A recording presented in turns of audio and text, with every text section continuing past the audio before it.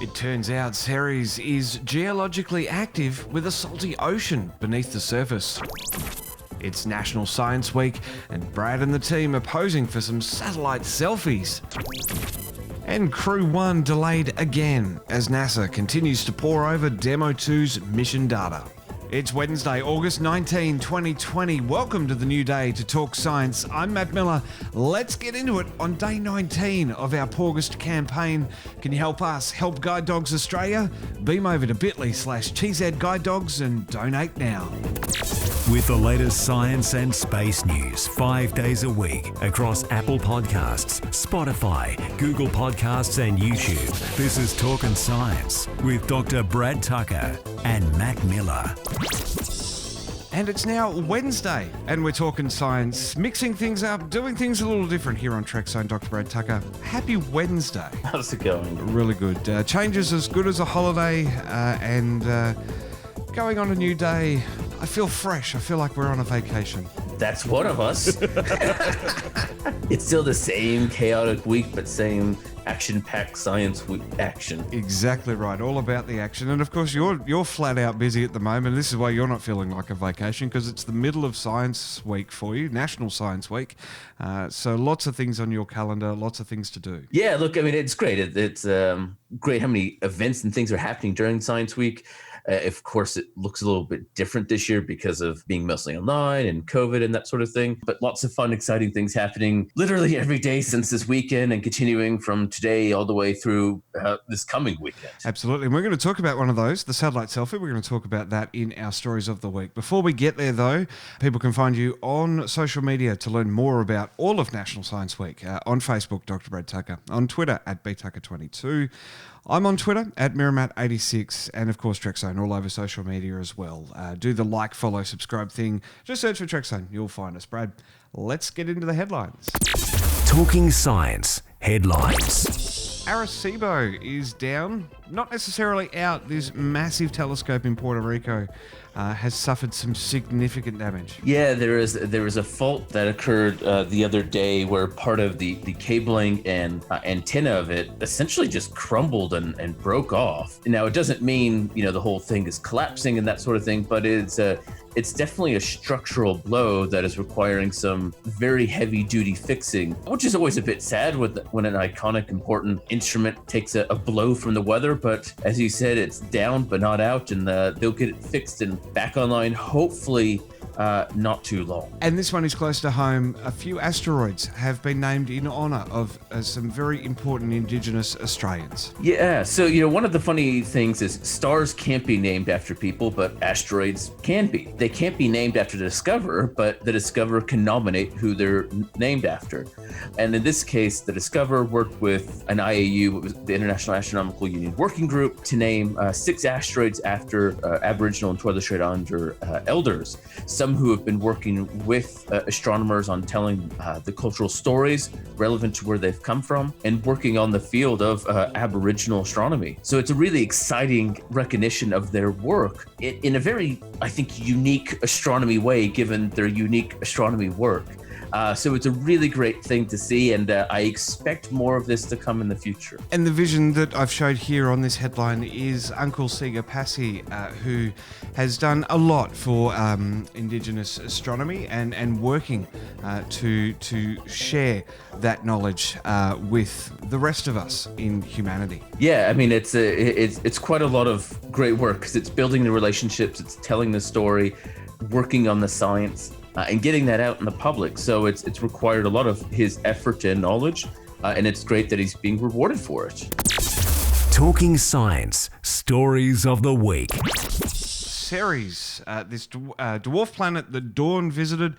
It's an ocean world with active geology. I think it's the second one now that we found in the solar system. Yeah, these kind of dwarf planets start becoming quite interesting in that we don't expect them beforehand necessarily to be, what's the correct word here, interesting?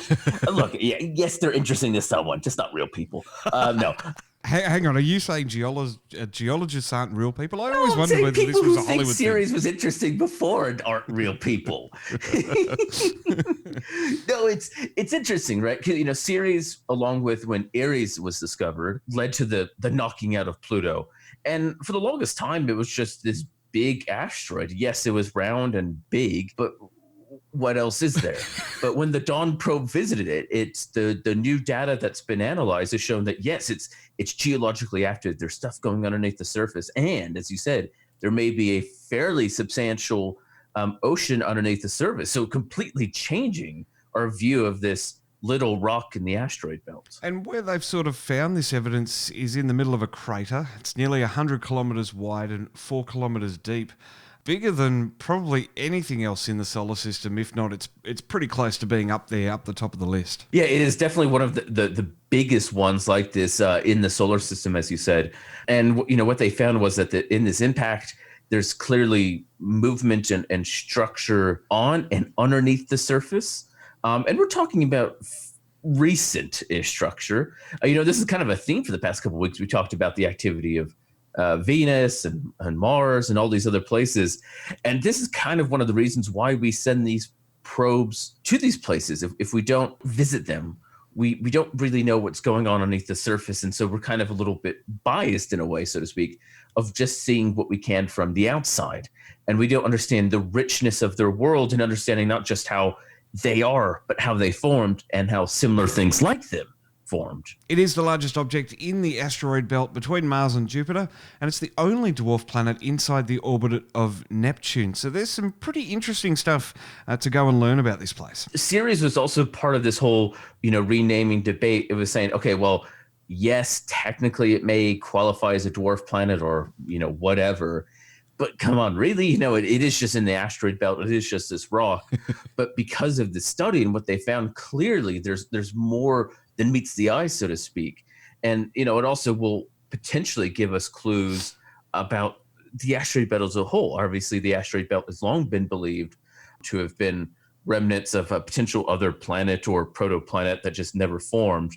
And so this adds to that idea that there is more to the asteroid belt in its formation and existence, rather than just a loose collection of rubble. And all this data that scientists and astronomers have been studying has come from the Dawn flyby, dipped to about 35 kilometres off the planet's surface, which is not as good as landing on it, but it's pretty close, and the best evidence we've got, the best study of this dwarf planet that we've had ever. Dawn was going to get up close and personal with this very relatively nearby one, and now, and you could expect definitely a further mission will probably be planned to learn more of its secrets and things like it. What does planning a mission involve like this? So we go to this asteroid thinking that it's just this hunk of rock floating in space. Turns out it's really interesting, really fascinating. We want to learn more.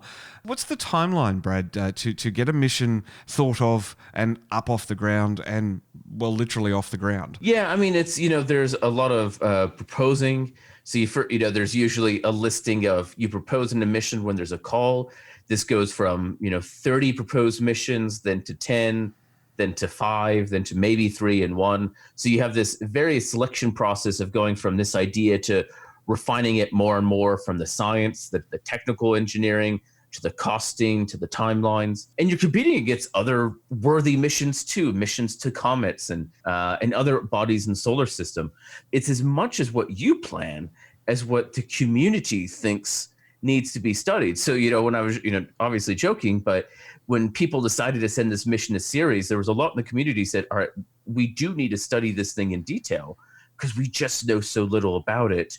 And we're willing to not do some of the other objects in the solar system to focus on this. Well, one thing that can be studied by going back is working out exactly how this ocean is working. There's big moons like Europa orbiting Jupiter that use the tidal energy from the gravitational pull of the planet to happen, to exist. But Ceres really doesn't have anything like that being in the asteroid belt. That's right, exactly. There doesn't appear to be any interaction with a substantial body, like you said, like Jupiter or Saturn. So it'll definitely be studied and analyzed much longer into the future. All right, Brad, well, moving on to our next story, and this one is all about the ANU and Canberra's satellite selfie. It's happening this week as part of National Science Week. So satellite selfies is definitely a fun event that's happening in the ACT and surrounds, plus a number of places in the Northern Territory where we've hired or tasked a high-resolution satellite from the company Maxar to fly over at certain times, Monday, today, Friday, and people could go outside, create designs, and take photos from space. It's a really simple yet logistically challenging, fun idea. What's the hope with this one, Brad? So I mean, one of the whole points was it is Science Week, as we mentioned on the top of the program. It's about having fun, doing something. It's also showing just the capability of satellites we don't understand about Earth observation satellites, really in particular, how we use a whole class of satellites to look down on us and to help us for a variety of really important tasks. As we talked about earlier this year with the bushfires, the bushfire smoke was being seen from space. Well, these satellites were also tasked to monitor the bushfires, see their growth, provide updates in the map. So, lots of really important things. And so it's a really important idea to show just what's up there, but you want to do it in a fun way. And so what better way than to take your photo with a satellite? Well, the image that I had at the top of this overlay was a pic from an ANU car park saying science will solve this. And this is sort of what you're aiming for here, isn't it? Messages in time captured by the satellite. That's right. So that was from the Academy of Science. At the ANU main campus, we had some letters painted. We had the Aboriginal and Torres Strait Islander flags with a COVID message, or 20 message saying we're in this together. We've done things in Mount Trumbull Observatory. All the cultural institutes have done things. Heaps of schools, kids running out to the Oval and lying down to spell messages. And some people just making murals outside their house and standing outside and waving it. It's been really a beautiful thing to see all the different creativity and topics come out from what people wanted to say. We haven't seen the inappropriate ones yet, but we know they'll be there. That's okay. That's part of the fun. But it's really great how many people, just how huge people are participating. I'm just imagining the sensor sitting there having to scan every millimeter of these high resolution photos before they can be released. You're talking to the sensor as well, so. So you've got your little magnifying glass there, and you're going to be inspecting everyone's contributions to the satellite selfie. It will be fun, and I think people are having a great time with it. Obviously the tricks we've been having are weather mitigations. So the reason we're doing it 3 times is to limit the weather. Monday was partly cloudy, so some places were clear, but not everywhere. Today is not looking fantastic. Hopefully Friday will be better. And if not, we have a couple of backup dates just in case next week, which is really looking clear. So we'll have some great images. In the Northern Territory, we're not worried because there's no clouds in the Northern Territory right now, so they're fine. It's a permanent 30 degrees up there. That's right, exactly. They have the dry season. So when we were planning this, they're like, yeah, if we get a place with a cloud, that will be weird.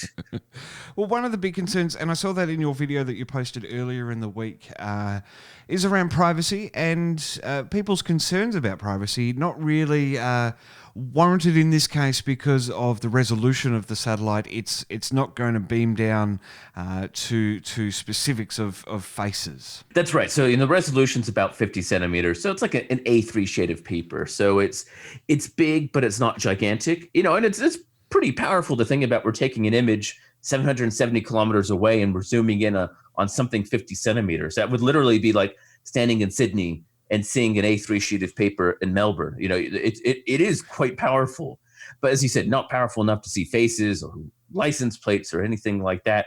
So it's the right balance. And the benefit here is because of the resolution, you always look your best with a satellite selfie. You never have to worry about how your hair looks.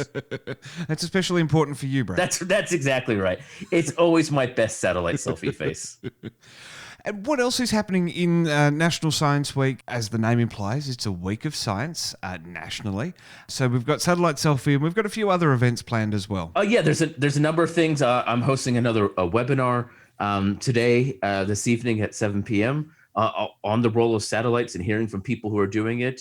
There's a talk on Indigenous astronomy. Tomorrow, I'm talking about explosions and collisions. These are all online. There's some science in the pub trivia online. There's heaps of crystal competitions, bio-going quests.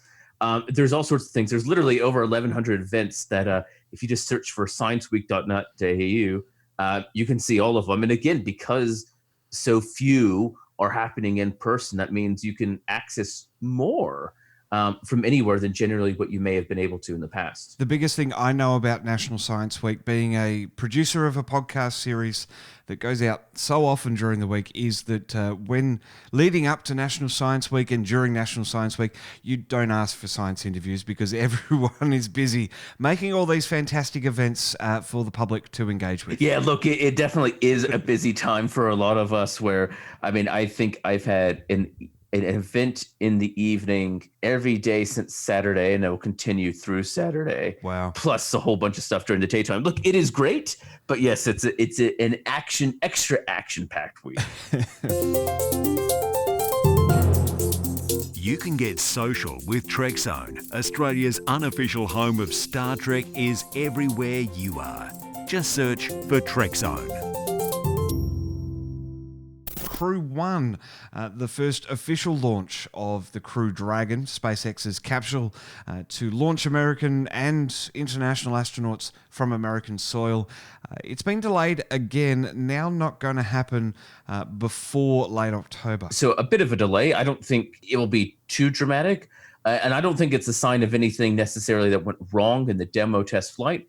Just a bit of extra time, because once they approve this thing's inner service, it's ready to go. There's no stopping the train, so to speak. So they want to make sure that, due diligence is done properly, and that when it enters service, it really is fully ready to go, as best to their knowledge, flawlessly. So being a little bit extra cautious, but I think, in the end, we'll still see the astronauts go up. We'll just have to wait a few more weeks. I think this is a good thing from NASA's perspective. Maybe they're a little bit cautious with what has happened in the past. Obviously, new technology, sometimes things do go wrong.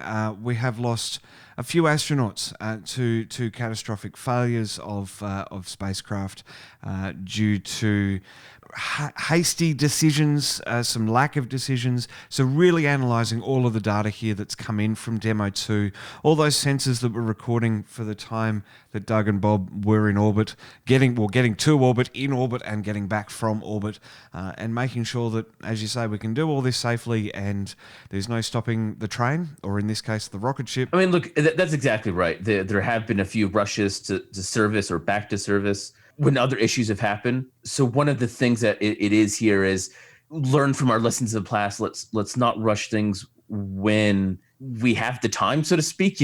Another month isn't going to change dramatically anything. And I think it is that realization that let's just be a bit of extra cautious. And, as you said, with the realization that the US is the group that has had the most failures of space shuttles or space missions. And again, that's not trying to be name-blank or negative. That's just reality. So being a little bit extra cautious and planning. And again, as we talked about before, this isn't just about SpaceX, but about private companies as a whole. So, getting the whole process do diligently, planning-wise and strategy-wise, I think is critical here. With this new timeline, Brad, it means that Crew-1 will launch after a Soyuz launch and also a Soyuz return. So sort of juggling things around, moving the pieces on the chessboard, as it were, but not affecting the operational status of the International Space Station. No, but you're kind of highlighting it. They're shifting the Soyuz missions around and the other astronauts. Then there's also going to be the overlapping potentially with Dragon 2, the Dragon Mission 2, so the second one after this first one. If they keep that timeline or push it back, they may be overlapping. So the space station may be getting crowded up there. You may have to book your hotel reservation quite early. And look, this is kind of an interesting, good problem to have, where they've only been reliant on the Soyuz, limited to 3 people at a time. The more people going up, a lot more science, experiments, data, all that sort of thing. And then on this Dragon 1 mission, there will be a Japanese astronaut going up. So again, it's not even just the Americans benefiting from this, but other countries and other astronaut groups benefiting as well. So, it's really changing the tide of accessing and doing science in space. And it's the first time in 10 years that the crew planners for the International Space Station have had this problem of having 2 ways of getting to the space station, which is, as you say, a very good problem to have. It's also good to have redundancy and backup when you're flying into a vacuum. That's exactly right. You always want a few backups. You always want a few extra plan. But in this case, and then imagine what's going to happen when the Boeing Starliner comes online, and now there's 3 ways to getting up. It's going to be just all sorts of chaos. We're going to need another space station. That's exactly right. Fantastic, Brad. We'll catch you next week for another edition of Talkin' Science. Take care.